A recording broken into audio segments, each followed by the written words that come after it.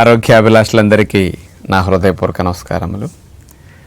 చాలామందికి ఈ రోజుల్లో ఒళ్ళు నొప్పులు, మోకాళ్ళ నొప్పులు, రొమటాయిడ్ ఆర్థరైటిస్ పెయిన్స్ కానీ అటు కొన్ని రకాల ఆటోఇమ్యూన్ డిజార్డర్స్ వల్ల మజిల్ పెయిన్స్, బాడీ పెయిన్స్ ఇట్లాంటివి ఎక్కువ ఉంటాయి. కొంతమందికి బాడీలో ఏదన్నా ఫీవర్ వచ్చినప్పుడు కూడా పెయిన్స్ ఎక్కువ ఉంటాయి. కొంతమందికి పీరియడ్స్ పెయిన్స్ కూడా ఉంటూ ఉంటాయి. ఇలా ఏ రకమైన నొప్పులు శరీరంలో ఎక్కడున్నా వాటిని తగ్గించుకోవడానికి న్యాచురల్గా ఒక ఆయిల్ ఉపయోగపడుతుంది, వింటర్ గ్రీన్ ఆయిల్. ఈ ఆయిల్ సుమారుగా లీటరు 3,000 రూపాయలు ఉంటుంది, బాగా కాస్ట్లీ. ఇది పెయిన్ తగ్గించే ట్యాబ్లెట్లకి సమానంగా పనిచేస్తున్నదని సైంటిఫిక్గా రుజువు అయింది. ఈ వింటర్ గ్రీన్ ఆయిల్ని బాహ్యంగానే ఉపయోగించుకోవచ్చు నొప్పులు తగ్గడానికి. లోపలకు కూడా కొద్ది మోతాదులో 0.5 ml తీసుకున్నా, అంటే ఎంఎల్లో సగం అన్నాడు, 1 mlలో సగం అనమాట, అంత తీసుకున్నా బాగా ఉపయోగపడుతున్నదని 2010వ సంవత్సరంలో న్యూ జెర్సీ స్టేట్ అమెరికా వారు ఈ వింటర్ గ్రీన్ ఆయిల్ మీద స్పెషల్ పరిశోధన విడుదల చేశారనమాట. మరి వీళ్ళ పరిశోధనలో తేలిన విషయాలు ఇప్పుడు మనం దేనికి ఎందుకు ఉపయోగపడుతున్నది, ఎలా న్యాచురల్గా పెయిన్స్ తగ్గిస్తున్నది అనేది డీటెయిల్డ్గా తెలుసుకుందాం. వింటర్ గ్రీన్ లీవ్స్ని తీసుకుని వాటిని పొలో పెట్టేసరికి ఆ పులిసిన తర్వాత వచ్చేదాన్ని మరి డిస్టిలేషన్ ద్వారా పైకి మరిగిస్తుంటే డిస్టిలేషన్ ద్వారా కలెక్ట్ అయ్యి ఆయిల్ బయటకు వస్తుంది అన్నమాట ఈ ఆకుల నుంచి. ఆ కలెక్ట్ చేసిన ఆయిల్ని వింటర్ గ్రీన్ ఆయిల్ అంటారు. ఆకులు దొరికినప్పుడు ఆకులను కూడా ఫ్రెష్గా వాడుకోవచ్చు. ఆకులు దొరకటం మనకు కష్టం కాబట్టి ఆయిల్ రూపంలో మనకు ఇప్పుడు ఆన్లైన్లో బాగా ఉంది కాబట్టి ఈ వింటర్ గ్రీన్ ఆయిల్ని తీసుకుంటే ఇందులో ఏమి ఉండటం వల్ల నొప్పులు తగ్గుతున్నాయి. ఈ వింటర్ గ్రీన్ ఆయిల్లో 98% మిథైల్ సాలిసిలేట్ అనేది ఉంటుందన్నమాట. ఈ కెమికల్ మెయిన్గా నొప్పులు తగ్గించడానికి అద్భుతంగా ఉపయోగపడుతుంది. మరి ఇదేం చేస్తుంది మిథైల్ సాలిసిలేట్ అనేది? మెయిన్గా మన సెల్స్లో నొప్పిని పెంచడానికి కారణమయ్యే ప్రోస్టాగ్లాండిన్స్ ఉత్పత్తిని తగ్గించడానికి అద్భుతంగా ఉపయోగపడుతుంది. మన బాడీలో ప్రోస్టాగ్లాండిన్స్ అనే ఎక్కువ ఉత్పత్తి అయ్యే కొద్దీ పెయిన్స్ ఎక్కువ తెలుస్తుంటాయి. జ్వరం వచ్చినప్పుడు ప్రోస్టాగ్లాండిన్స్ పెరుగుతాయి, అందుకని ఒళ్ళు నొప్పులు వచ్చేస్తాయి. బాడీలో కొంతమందికి ఇన్ఫ్లమేషన్ ఎక్కువైనప్పుడు ప్రోస్టాగ్లాండిన్స్ ఎక్కువ ప్రొడ్యూస్ అవుతాయి, అందుకని పెయిన్స్ ఎక్కువ వచ్చేస్తాయి. ఈ ప్రోస్టాగ్లాండిన్స్ యొక్క ప్రొడక్షన్ తగ్గించడానికి, ఈ నొప్పులు తగ్గించడానికి వింటర్ గ్రీన్ ఆయిల్లో మిథైల్ సాలిసిలేట్ అనేది ఎలా ఉపయోగపడుతున్నదని ఆలోచిస్తే, సైక్లోఆక్సిజనేజ్ అనే ఎంజైమ్ని మన సెల్స్లో ఉత్పత్తి అవ్వకుండా కంట్రోల్ ఈ మిథైల్ సాలిసిలేట్ చేస్తున్నది అనమాట. దీనివల్ల ఏమవుతుందంటే సెల్స్ నుంచి ప్రోస్టాగ్లాండిన్స్ ప్రొడక్షన్, ఎంజైమ్ లేకపోతే ఉత్పత్తి తగ్గిపోతుంది. కాబట్టి పెయిన్స్ తగ్గడానికి ఇదే రీజన్ అని అమెరికా వారు రుజువు చేశారనమాట. మరి ఈ వింటర్ గ్రీన్ ఆయిల్ని ఎలా ఉపయోగించుకోవచ్చు, ఇది ఎలా పనిచేస్తున్నదని దాని యొక్క ప్రభావాన్ని మెడిసిన్తో కంపేర్ చేసి చూడటానికి యాస్పిరిన్ ట్యాబ్లెట్తో కంపేర్ చేశారనమాట. నొప్పులు తీవ్రత ఎక్కువ ఉన్నప్పుడు కొంతమంది డాక్టర్స్ యాస్పిరిన్ ట్యాబ్లెట్ కూడా సివియారిటీని తగ్గించడానికి ఇస్తూ ఉంటారు. యాస్పిరిన్ ట్యాబ్లెట్లు ఎక్కువగా వాడేది 650 mg డోస్ ఎక్కువగా వాడుతుంటారు.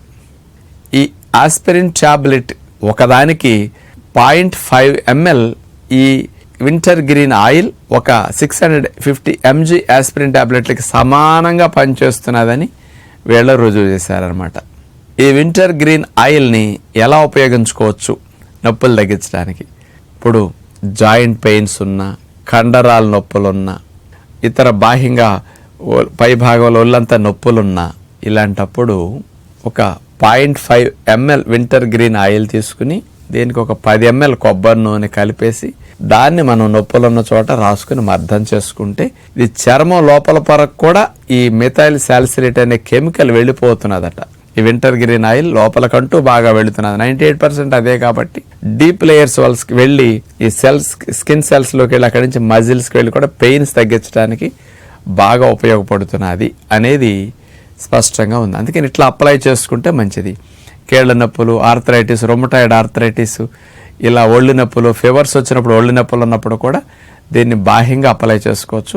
అవసరమైతే వేడి నీళ్ళ స్నానం చేయటం కానీ, వేడి నీళ్ళ కాపడం కానీ తర్వాత పెట్టుకుంటే ఆ భాగాల్లో మంచి ఉపశమనం కల్పిస్తుంది, సైడ్ ఎఫెక్ట్ లేకుండా న్యాచురల్ ఆయిల్ కాబట్టి. ఈ ఆకులను కూడా నలిపేసి పసర కనుక అట్లా రాసుకున్నా కూడా కొంత ప్రయోజనం బాగా కనపడుతున్నదని కూడా సైంటిఫిక్గా ఉంది. ఈ ఆయిల్ని బాహ్యంగా అప్లై చేసుకుంటే దోమలు కొట్టకుండా కూడా మస్కిటో రిపెల్లెంట్ లాగా కూడా ఇది బాగా పనిచేస్తుంది అనేది ఉందన్నమాట. ఆ రకంగా పనికొస్తుంది. ఇంకా పీరియడ్స్ టైంలో పెయిన్ వస్తున్నది, లోపల భాగాల్లో కొన్ని పెయిన్స్ ఎక్కువ ఉన్నప్పుడు మనకి అలాంటప్పుడు ఈ ఆయిల్ని లోపలకు కూడా ఉపయోగించుకోవచ్చు. జ్వరం వచ్చినప్పుడు ఈ ఆయిల్ని కూడా 0.5 ml, ఇంతకంటే ఎక్కువ ఆయిల్ యూజ్ చేయకూడదు అంటున్నారు. 1 ml కంటే సగం అనమాట. ఆ 0.5 ml తీసుకుని దాన్ని కాస్త నీళ్ళల్లో వేడి నీళ్ళలో కలుపుకొని అట్లా గొక్కలా పోసేసుకుని లోపలికి వెళితే ఈ ఆయిల్ అనేది ఇప్పుడు పీరియడ్స్ టైంలో వచ్చే క్రాంప్స్ తగ్గించడానికి, పొత్తి కడుపు నొప్పి తగ్గించడానికి లోపలికి వెళితే అలా పనికొస్తుంది. జ్వరం వచ్చినప్పుడు కూడా అట్లా వాడితే ఫీవర్స్ తగ్గించడానికి, ప్రోస్టాగ్లాండిన్స్ ప్రొడక్షన్ ఫీవర్ ఉన్నప్పుడు బాగా తగ్గించి ఒళ్ళు నొప్పులు తగ్గించడానికి ఈ ఆయిల్ బాగా ఉపయోగపడుతున్నదని సైంటిఫిక్గా ఉందన్నమాట.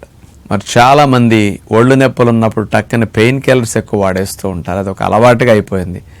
దీర్ఘకాలికంగా పెయిన్ కిల్లర్స్ వాడటం వల్ల కిడ్నీ డ్యామేజ్లు అవ్వటం కానీ, పొట్టా ప్రేగుల్లో అల్సర్స్ ఎక్కువ రావటం కానీ, అనేక రకాలుగా బాడీలో మార్పులు వచ్చి లేనిపోయిన కొత్త సమస్యలు పెయిన్ కిల్లర్స్ ఎక్కువ వాడటం వల్ల వస్తున్నాయి. కాబట్టి పెయిన్ కిల్లర్స్ వాడకాన్ని మానేసి ఇలాంటి న్యాచురల్ ఆయిల్స్ని అటు లోపలికిను అటు బాహ్యంగాను ఉపయోగించుకుంటే మనకి ఇట్లాంటి నొప్పులన్నింటినీ చక్కగా న్యాచురల్గా తగ్గించుకోవడానికి అవకాశం ఉంటుంది. కాబట్టి ఇప్పుడు అందరికీ ఆన్లైన్లో అన్ని రకాల వాటిని పొందటానికి చక్కటి అవగాహన వచ్చింది, దొరుకుతున్నాయి. కాబట్టి ఈ వింటర్ గ్రీన్ ఆయిల్ని మార్కెట్లో తెప్పించుకొని ప్రతి ఇంట్లో ఉంచుకుని ఇట్లాంటి నొప్పులకి సహజంగా వాడుకుంటే మంచిదని పిల్లలకైనా సరే వాడచ్చు.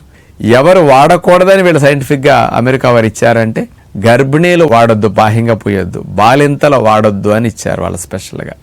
అట్లాగే దెబ్బలు, పొళ్ళు, గాయాలు, ఆపరేషన్లు కోసిన చోట వెంటనే అట్లాంటి వాటిని ఉపయోగించకూడదని రాశారు.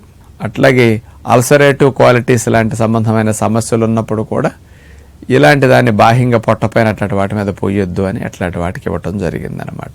అలాగే సోరియాసిస్ లాంటి చర్మ వ్యాధులు ఇట్లా ఉన్నవారు ఆ పగుళ్ళ మీద వాటి మీద రాయొద్దు.